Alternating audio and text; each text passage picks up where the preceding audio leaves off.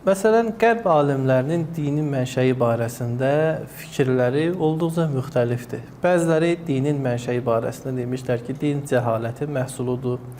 Bəziləri demişlər ki, ümumiyyətlə dinin mənşəyi hakim sinifin nəzarətinə qayıdır, yəni hakim sinif dini cəmiyyətə təqdim edir.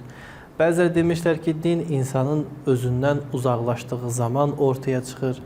Hər bir halda bu fikirləri bir araya gətirdikdə görürük ki, bunlar özü-özlüyündə bir-birindən ziddiyyət təşkil edir.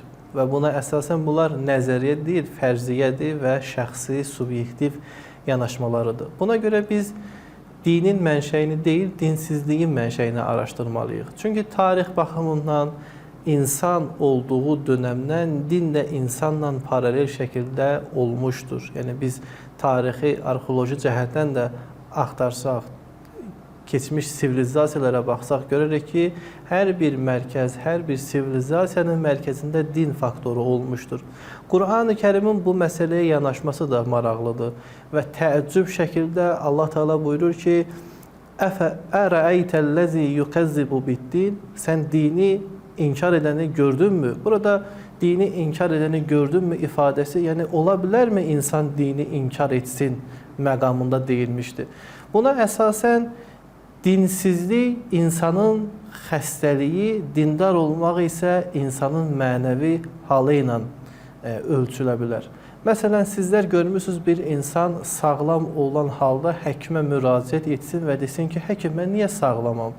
Heç bir zaman sağlamlıqdan sual olunmaz. Sual olunan məsələ xəstəlikdəndir. Xəstə öz əlacını, xəstəliyini tapmaq üçün həkimə müraciət edir ki, həkim, mən niyə görə xəstəyəm?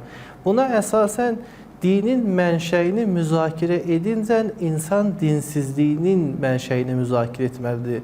Niyə insan dinsiz olur? Dini dəyərlərə, imani məsələlərdən uzaq düşür. Qur'an-ı Kərim bu məsələnin müzakirini istəyir. Çünki dinin mənşəyi fitridir. İnsan olan zaman din var.